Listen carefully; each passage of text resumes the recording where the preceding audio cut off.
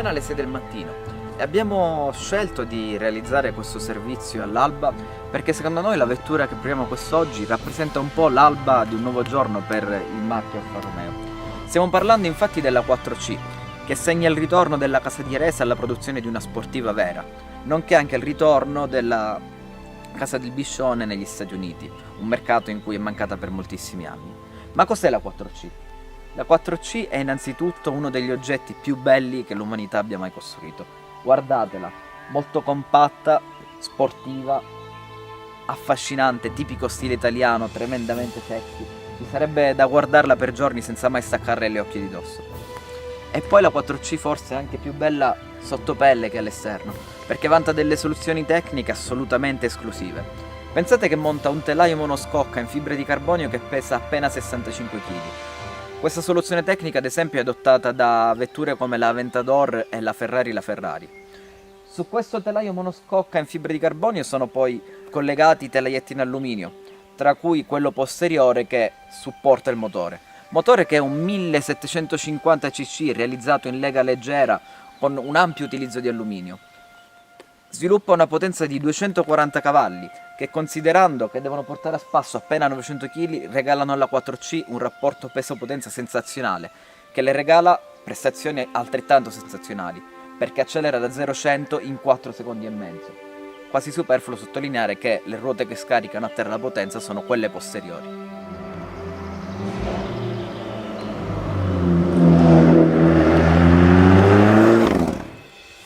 Come potete vedere, già aprendo la portiera si nota appunto tutta la struttura del telaio in fibra di carbonio a vista, assolutamente stupendo da vedere.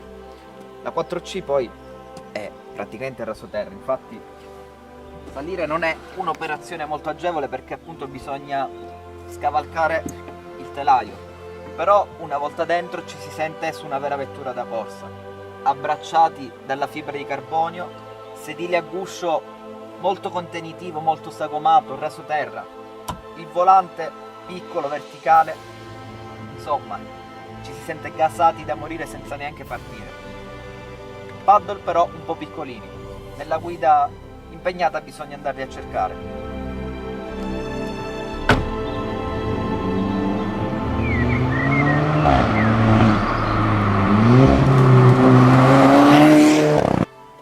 Trattandosi di una sportiva dura e pura, anche l'abitacolo della 4C risulta volutamente spartano. Spartano ma non povero, perché i dettagli, quelli che contano davvero, sono realizzati con grandissima cura. Ad esempio i sedili, splendidi sia al tatto che alla vista. La pedaliera ingegneriata dal basso, un vero capolavoro, come quella delle vetture da gara. E poi abbiamo altri dettagli come le fibbie per aprire la portiera che sembrano prese direttamente da una vettura da gara, il volante in pelle con le cuciture a vista, anche lui fantastico. Dove la 4C denota la sua anima sportiva, la sua anima corsaiola, è nei comandi secondari come quelli del clima e dell'autoradio, estremamente semplici, pensati innanzitutto in un'ottica di riduzione dei pesi, ma alla fine a chi interessa davvero l'autoradio su una 4C?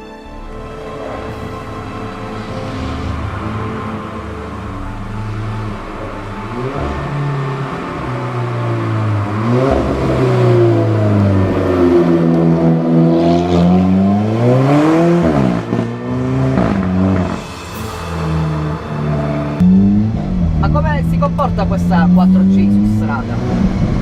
Innanzitutto il motore. Il 1750 spinge come un forsennato.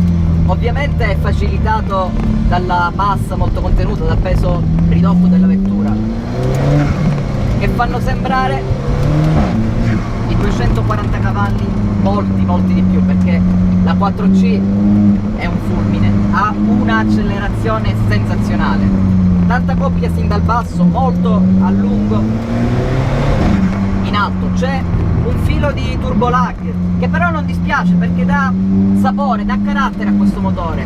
Sembra di essere tornati quasi a un turbo degli anni 80, i motori turbo cazzuti, cattivi, non quelli con l'erogazione quasi elettrica, un'erogazione piatta tipica dei turbo benzina moderni. No, questo è un motore vecchio stampo, cattivissimo. E poi volete mettere che sound, come canta, non è facile trovare un 4 cilindri con questa sonorità. Grande sound sia in accelerazione che in cambiata, con questo bang che arriva dallo scarico, fenomenale. Sentite? Fantastico. E poi il cambio. Il TCT in questa versione in cui è stato estremizzato il suo aspetto sportivo, risulta essere davvero un gran cambio adatto al contesto della vettura. Le cambiate rispetto al TCT tradizionale, quello della Giulietta, risultano più cattive, anche più rapide, sia in salita che in scalata, guardate. Un colpo sul paddle non si fa neanche il tempo a rilasciarlo, che già c'è pronta la marcia superiore, davvero fantastico. Passiamo poi appunto al comportamento dinamico, perché la 4C può vantare una perfetta distribuzione dei pesi, ripartizione ideale, con baricentro basso, motore in posizione posteriore centrale, e proprio per questo vanta un comportamento sensazionale, di una neutralità pazzesca tra le curve. Si privilegia ovviamente l'efficacia di guida, la 4C va fortissimo, non è una vettura con cui fare traversi, uscite a ruote fumanti, perché l'obiettivo appunto in fase di progettazione è stato quello di realizzare una vettura assolutamente efficace, e lo è, tremendamente efficace. Appunto, però non è una vettura da sovrasterzi, perché l'impostazione con le ruote anteriori più strette rispetto a quelle posteriori molto più larghe le conferisce tantissima trazione, quindi una vettura agilissima, passa da una curva all'altra in un batter d'occhio con una tenuta, una grip, un'efficacia davvero spaventose. Infine lo sterzo. Lo sterzo è senza servoassistenza, e proprio per questo sulle prime bisogna quasi abituarsi a questo comando, che su una strada come questa diventa uno strumento molto specialistico, perché trasmette davvero ogni minima sensazione, quindi precisissimo, e appunto riporta a chi guida ogni minima sfumatura dell'asfalto, ogni minimo cambio d'asfalto, ogni minima scaffa, la sentite tutta sul volante, quindi uno strumento chirurgico e specialistico. Dove si avverte però l'assenza del servosterzo è ovviamente in manovra, con il comando che risulta un po' pesante, e alle alte velocità, dove invece si avverte un piccolo vuoto attorno alla posizione 0, però comunque non è un vero e proprio difetto del comando, è un qualcosa a cui bisogna fare l'abitudine, perché di norma si è abituati a guidare appunto con la servoassistenza. Infine i freni. Per la frenata la vettura si affida a dei dischi Brembo enormi all'anteriore, con pinza a 4 pistoncini, che una volta entrati in temperatura garantiscono delle decelerazioni fenomenali, paragonabili a quelle di una vettura da competizione, anche perché ovviamente la massa contenuta aiuta moltissimo ad ottenere delle frenate degne di nota.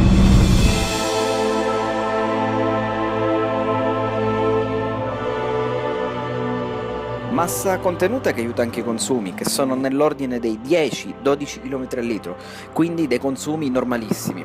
Mentre il prezzo di 65.000 euro rende la 4C un sogno tutto sommato non troppo proibitivo, ma soprattutto un sogno capace di regalare prestazioni degne di supercar che costano almeno il doppio.